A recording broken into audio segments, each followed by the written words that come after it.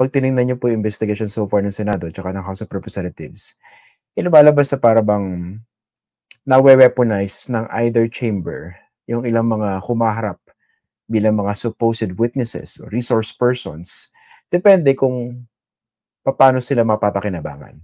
Kunwari, doon po sa Senado, di ba yung mag-asawang Diskaya, kung mapapansin niyo yung demeanor ng mag-asawa, di ba? Parang hindi sila threatened, no?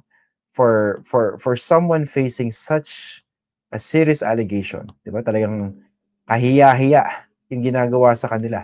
Di ba? Pinagmumura sila ng tao dahil dito sa paglalantad nila, di ba? Pag-flaunt nila ng kanilang matinding yaman. Tapos yung allegation na baka bilyong piso yung kanilang nabulsa. So it's a very serious allegation as far as, at the very least, public perception is concerned. Pero nung nagsimula sila magpangalan ng mga kongresista na di umano'y sangkot dun sa SOP, parang relax sila, di ba? Tapos very selective, 2022. Ano nangyari? Sabi nila, di ba, nagsimula sila sa flood control projects 2016. Sino bang presidente ng 2016 hanggang 2022? So, lumalabas parang alam niyo yung, meron silang nire-redact. May binubura. Meron in-airbrush. Hindi kasama to. Diba? Kaya nakakaduda.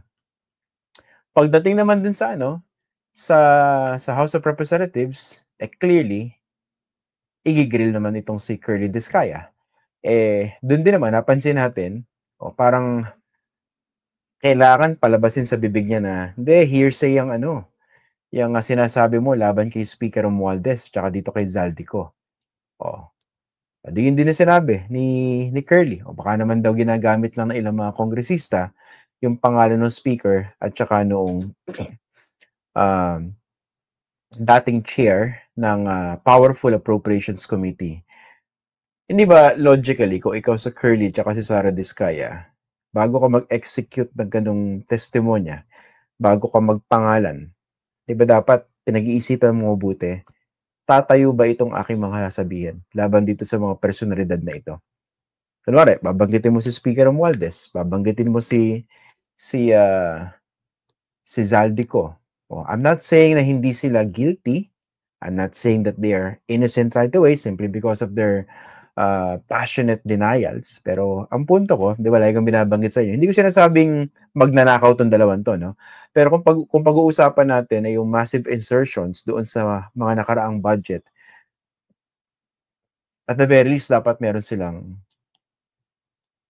effort na sagutin point by point yung mga allegation. Sino ba nag-insert ng sandamukal na mga budget na yan? Kasi pwede ba namang hindi alam yun Appropriations Committee Chair na ng mga panahon na yon si Zaldico? Tapos pangalawa, si Speaker Romualdez. Pwede ba namang hindi alam ng Speaker yung ganong kalaking insertions? Tapos ngayon, nung nadawit yung pangalan niya, bigla ka na lang maglalabas ng impassioned denial. Pasensya na po, hindi po sapat yun. At kung talagang seryoso itong mga kongresista sa pag-iimbestiga, dapat ipursu yung anggulo na yun. Huwag naman isipin ng mga nasa Senado na selective din sa kanilang pagtumbok. Tama, si Speaker lang yan. Tsaka si Zaldico. Tsaka ilang mga kongresista. Teka muna, hindi po pa kayo marked safe. Lalo doon sa testimonya ni Bryce Hernandez. Okay? Of course, nakakagigil din itong mga BGC boys na ito, no? Base doon sa privilege speech ni Senator Lacson, ang kakapal ng pagmumukha ng mga ito kung totoo yung mga allegation na yan. And of course, to Senator Ping Lacson, sabi niya, hindi naman niya bubuka yung bibig niya nang wala siyang ebidensya, nang wala siyang verification or validation. Okay, let's give him that. Pero kung pinag-uusapan natin ay yung kanilang pinatalo di umano sa casino, yung kanilang mga mamahaling relo, kotse, pananamit na talagang niyayabang nila sa social media, talagang nakakagimbal-gimbal, di ba? Ano tawag doon sa term na yun? Baka magkamali ako ng Tagalog ko, no? Pero very scandalous po, no? Okay. Nung nagsalita si Bryce Hernandez, yun isa mga iniisip ko, no? So, binanggit niya yung pangalan nila, Senator Jinggoy at Senator Joel Villanueva. Of course, They're presumed innocent until proven guilty beyond reasonable doubt. Kung criminal case po ang pag-uusapan natin dito. Pero kung titingnan natin yung kanilang mga separate denial, hindi ubra na ganun ka-general yung mga denial na yun. Kahit gaano ka-passionate, kahit gaano ka-sidhi yung kanilang pagpupuyos dun sa denial na yun. Kailangan ng mga detalye. Dahil merong detalye, yung mga aligasyon nitong si Bryce Hernandez. Pero kung titingnan nyo rin yung opening ni Bryce Hernandez, diba? Yung para bang binanggit niya yung safe ka na, pero hindi ka pa pala safe, no? Medyo marunong ding lumaro itong si Bryce Hernandez. So, hindi rin mawawala sa isipan siguro ng marami na baka ito naman yung weaponization ni Bryce Hernandez against members of the Senate.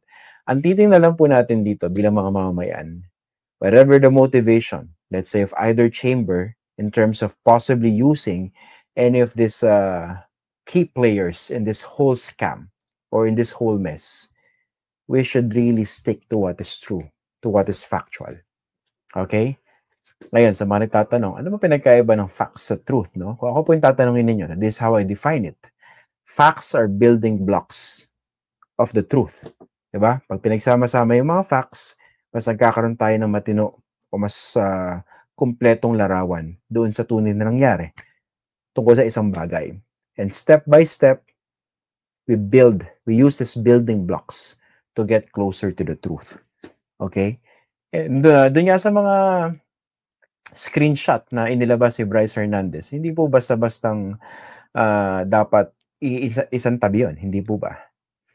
And isa sa mga iniisip ko, correct me if I'm wrong sa mga viewers natin, pero parang wala pa akong nakitang denial na merong ganun text message na disappearing. So kung meron talaga pinadalang disappearing message, siguro dapat tanongin, bakit ba disappearing yung mga messages na yan? Ano ba yung tinatago? Diba? So yun, this is nothing personal doon po sa mga nadadawit dyan. No? For all you know, baka naman inosente kayo. Pero in the face of such allegation, hindi pwedeng general denial lang po yung kanyang palalabasin.